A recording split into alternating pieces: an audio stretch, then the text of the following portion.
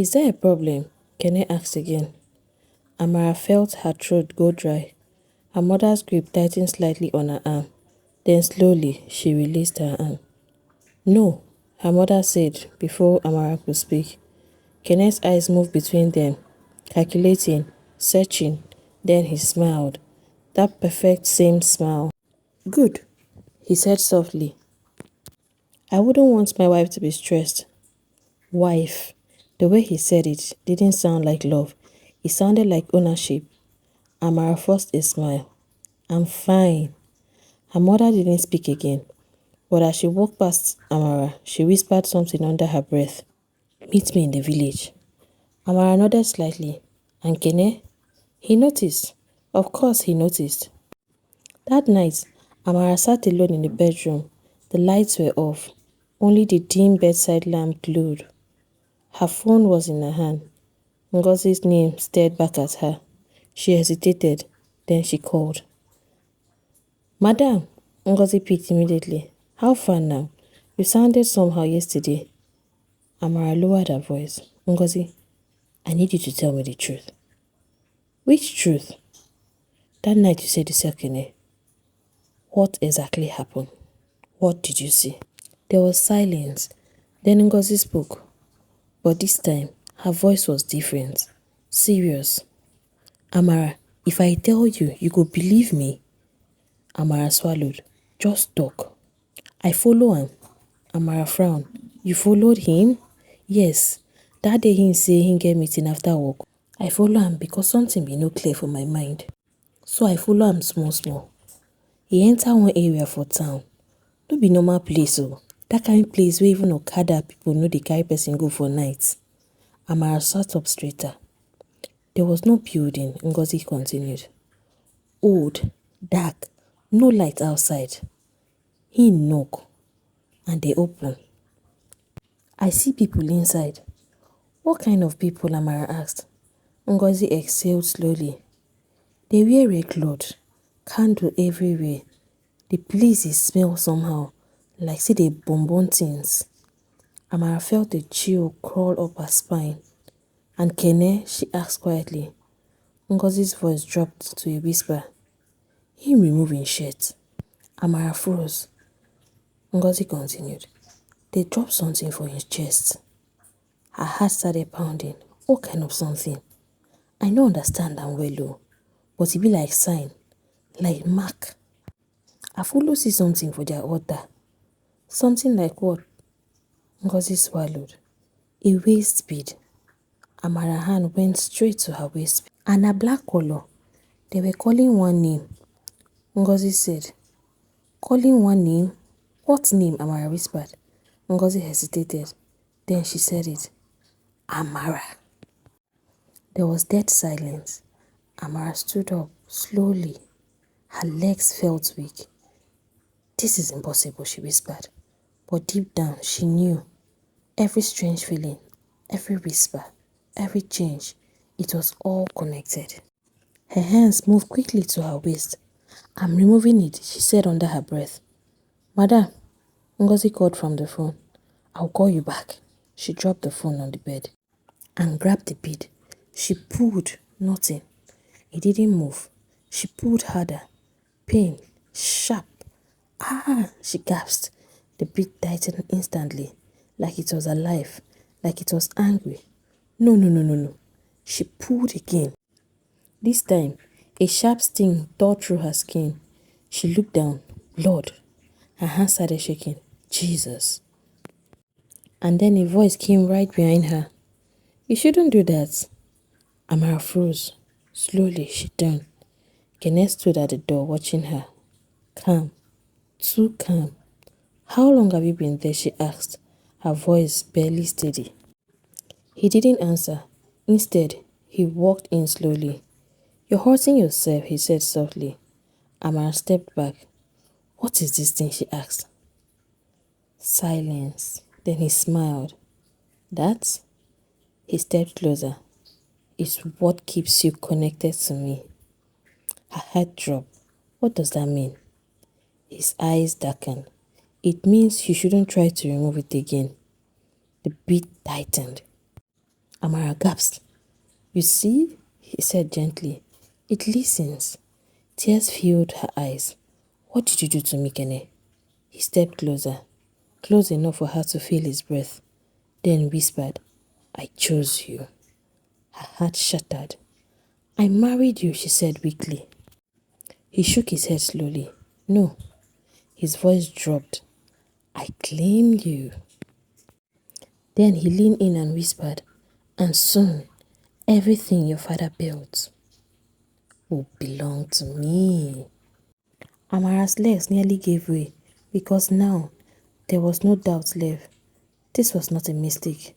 This was a plan, and she was the center of it all. Amara did not sleep that night, not even for 1 second. Kenneth slept beside her, peaceful, like a man with no problem. But Amara, her eyes stayed open till morning because every time she closed them, she heard the whisper again, you belong. And each time, the beat tightened. By 4:30 a.m., she couldn't take it anymore. Slowly, carefully, she got out of the bed.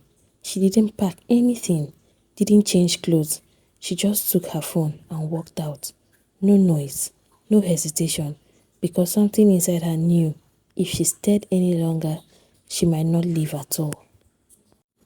The gate man looked surprised. Madam, this early. I need to go out, she said quickly. He hesitated. Oga say, I say open the gate. Her voice came out sharper than she expected. The man quickly obeyed, and just like that, Amara stepped out. And for the first time since the wedding, she felt a tiny breath of freedom.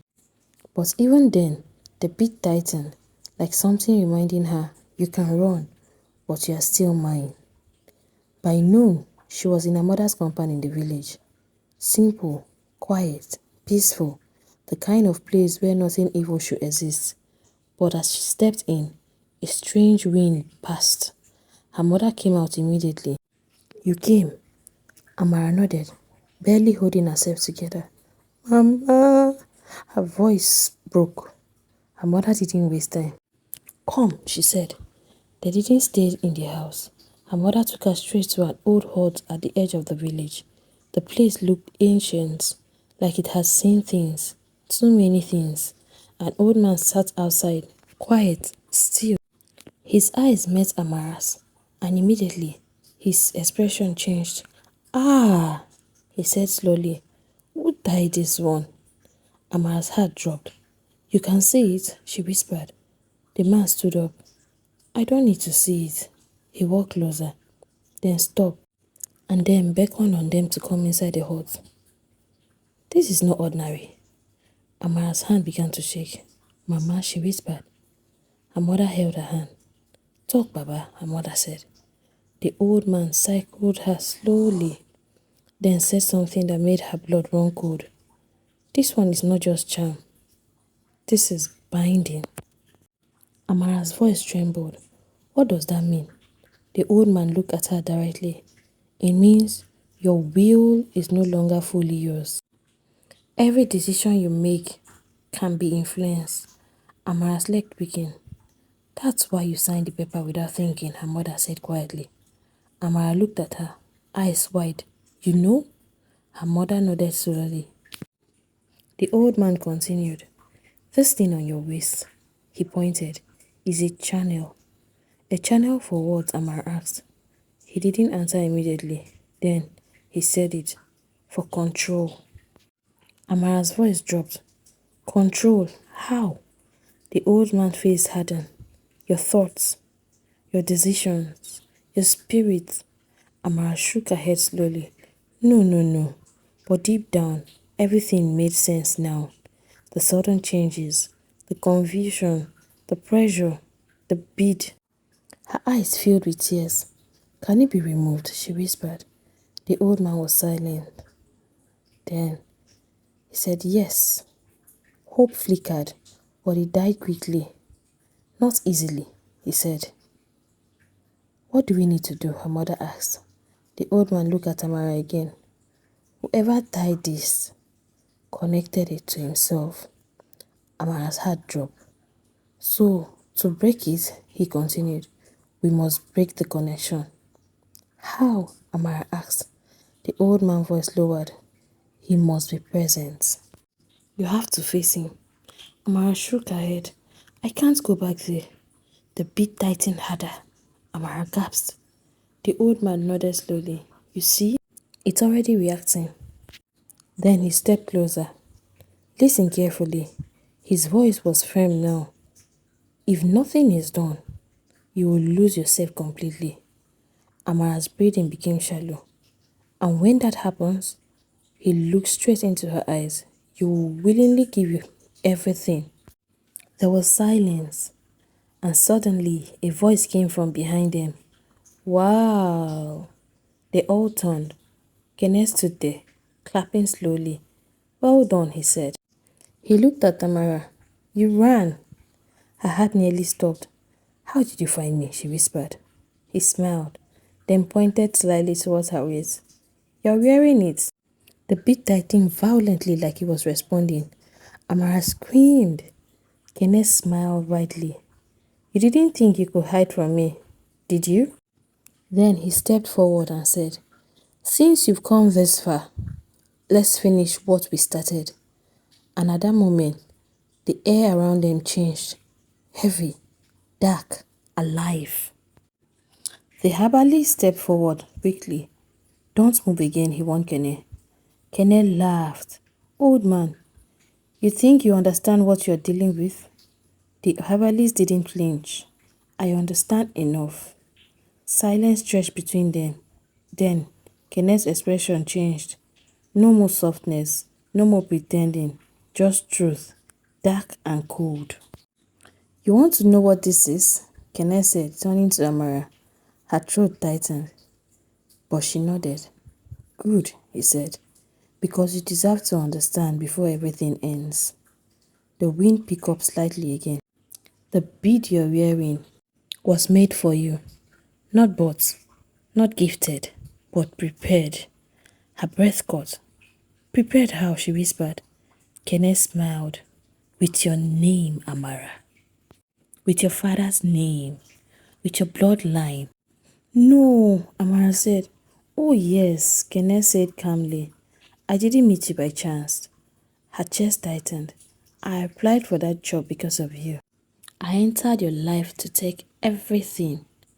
Tears filled her eyes. Why marry me? She asked weakly. Kenneth stepped closer. Because marriage makes it easier. The beat tightened again. Connection, he said, tapping his chest. Access. Then he leaned in slightly. Control. Amara's voice broke. My father. Kenneth's smile widened. That old man was a problem. Her heart stopped. What did you do? She whispered. He tilted his head slightly. I didn't kill him. I only helped what was already coming. I weakened him. Made it easier. He knew, Amara whispered. Kenneth laughed. Of course he knew. But he couldn't stop it, Kenneth said. The wealth was always the target. But not just wealth. What else? Amara asked. Power. The word hung up in the air. And with everything tied to your name, I become something more. The herbalist stepped forward. You are playing with forces you cannot control, Kenneth turned sharply. I already control them. Enough talking, Kenneth said. He stretched out his hand. The beat tightened violently. Amara screamed. Her body jerked forward slightly, like something was pulling her. Stop! Her mother cried. The herbalist began chanting immediately. Low, fast, powerful. The air grew heavier. Kenneth's expression hardened. You think your small village tricks can stop this? He raised his voice, and suddenly the wind roared. Dust lifted from the ground. Amara fell to her knees. The bead dug into her skin. It felt like fire now. Her mind blurred. Voices screamed inside her head. Give it. Give it all. No, she cried. Inside her mind, it was chaos. Her father's face, her mother's voice, Kenneth's laughter. Everything collided. You're mine, Kenneth's voice echoed. Amara shook her head violently. No, I'm not. But the pain, the pressure, the pull, it was too much. Her hands trembled. Slowly, unconsciously, she started to stand, started to move towards Kenneth.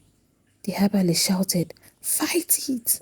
Her mother cried, "Amara, look at me!" But her eyes were already glazing over. The bead tightened, commanding, controlling. Kenneth smiled. "Yes," he said softly. "That is it. Come to me." Amara took another step. Tears streamed down her face. "I can't," she whispered. "You can," he replied. The wind howled louder. The chanting grew stronger. The air trembled. And just as Amara reached him, a sharp sound split through the air. Everyone froze. The bead had begun to break. Kenneth's smile vanished instantly. No! For the first time, fear entered his eyes because something had gone wrong and whatever had happened was no longer under his control. "What did you do?" he shouted at the herbalist. But the old man didn't answer. He was still chanting. Faster now, stronger. Amara dropped to her knees. Ah! The pain. It was no longer sharp. It was burning, like fire wrapping around her waist, spreading through her body. Her mother rushed forward. "Hold on, my daughter." But the herbalist raised his hand sharply. "Don't touch her." "Why?" her mother cried. "If you touch her now, you will join the connection." Her mother froze, tears streaming down her face. Then Kenneth stepped forward again, anger replacing fear. "You think you can break this?" he shouted. He stretched out his hand again, trying to pull her. But this time, nothing happened. The bead didn't respond. Instead, it tightened once. Then it burned. Kenneth jerked back. "What?" The herbalist's voice rose above the chaos. "It is turning." Kenneth's eyes widened. "No, that's not possible." The herbalist's voice was loud now, commanding. This charm was built on control. He pointed at Amara. "But her will is fighting back." Amara screamed again. Inside her, everything was breaking loose. The whispers turned into screams. The darkness inside her mind was cracking. And suddenly, she saw it. And just like a vision, her father was standing strong, watching her. "Amara," he said gently. Tears filled her eyes. "Daddy, you are strong than this," he said. "I can't," she cried. "You can." He stepped closer. "They used your fear, but they forgot your strength." Then the vision faded, but something stayed. Strength, clarity. Amara's breathing slowed slightly. Her hands clenched into a fist. "No," she whispered. Then louder, "No!" The ground seemed to shake. The waist bead shattered. Pieces scattered to the ground. And then there was silence. Then Kenneth screamed, but not like before. This one, it was raw, desperate, like something was being torn out of him. He dropped to his knees, clutching his chest. "No, no, no, no, no." Dark veins spread across his neck. "You were supposed to obey," he shouted at Amara. She stood slowly, weak but free. "You chose the wrong person," she said quietly. He looked up at her. For the first time, no control, no power, just fear. "Help me," he gasped. Amara stared at him. Memories flashed. The love, the laughter, promises. Then, the truth, the lies, the manipulations, the plan. Her face hardened. "No," she said. The wind rose one final time. Then everything stopped completely. Kenneth's body went still, too still. The darkness around him faded like he had never been there. He collapsed, and then he was gone. Her mother ran towards her and hugged her tightly, like something she never wanted to lose again. Days later, the city felt different. Or maybe Amara was the one who changed. She sat in her office, quiet, composed. Ngozi stood in front of her, eyes wide. Madam, you don't see life, oh. Amara smiled slightly. My sister, no be small thing. They both laughed lightly, but it didn't last because some things don't truly fully live. That night, Amara stood in front of her mirror alone. She touched her waist slowly. She felt nothing. No bead, no pain. She exhaled, relieved. Then she froze. Her reflection smiled, but she didn't. Her heart stopped, and then softly, right behind her ear, a whisper. Connection never truly breaks. The lights flickered, and the screen went blank. Thank you for watching this story. What moral lesson did you learn from it? Drop your thoughts with me in the comment section, and don't forget to subscribe to this channel, like, share with your loved ones. See you on our next story. Bye.